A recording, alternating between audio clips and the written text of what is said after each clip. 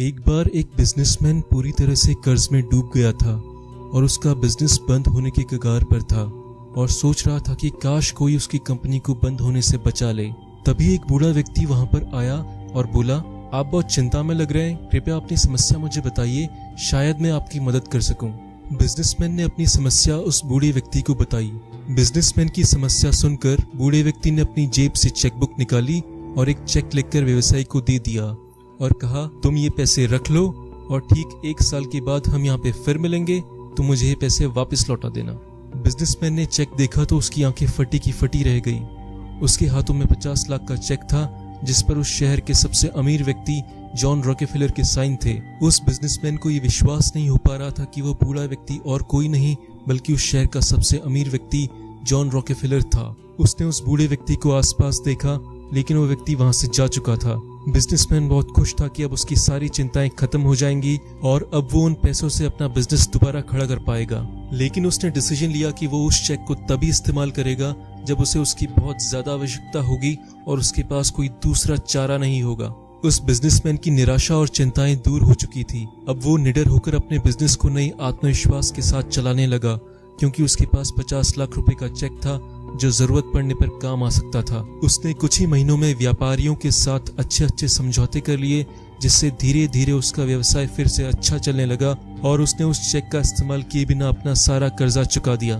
ठीक 1 साल बाद बिजनेसमैन वही चेक लेकर उस बगीचे में पहुंचा जहां 1 वर्ष पहले वह बूढ़ा आदमी उसे मिला था।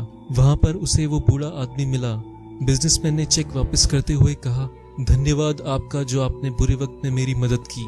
आपके इस चेक ने मुझे इतनी हिम्मत दी कि मेरा व्यवसाय फिर से खड़ा हो गया और मुझे इस चेक का उपयोग करने की कभी जरूरत ही नहीं पड़ी। बिजनेसमैन अपनी बात पूरी करने ही वाला था तभी पास के पागल खाने के कुछ कर्मचारी आ पहुंचे और उस बूढ़े आदमी को पकड़कर पागल खाने ले जाने लगे। ये देखकर व्यवसायी ने कहा, ये आप क्या कर रहे हैं? आप जानते हैं ये कौन है?